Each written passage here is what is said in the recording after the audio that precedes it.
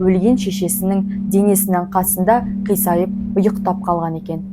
1885 жылдың 25 қарашасында бұрынғы Торғай облысы Сарықопа болысында қоғам қайраткері, ақын, жазушы, жалынды көсемсөз Алаш партиясының қолбасшыларының бас қасында жүрген тұлғалардың бірі Міржақып Дулатұлы дүниеге келеді.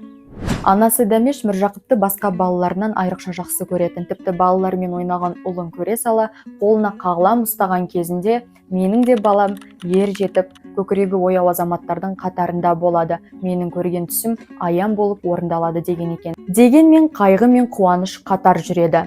Міржақып небәрі 2 жаста болғанда анасы қайтыс болады.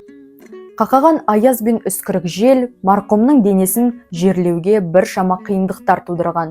Алайда көңіл айтушылардың аяғы басылып, күзетшілердің көзі ілінген мезетте анасының қойнына жатып үйреніп қалған Міржақып өлген шешесінің денесінің қасында қисайып ұйықтап қалған екен.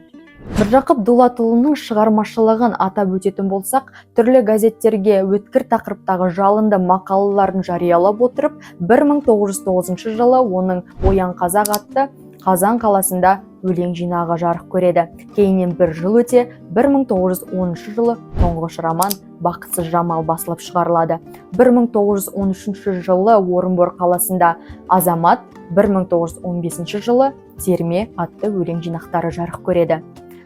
Жалпы айтқан кезде Міржақып Дулатұлы өзінің шығармашылығында, мақалаларында көптеген бүркеншік аттарды қолданған. Олардың бірі Мадияр, Таймөнер, Түрік баласы, Арғын баласын атап өтсек болады.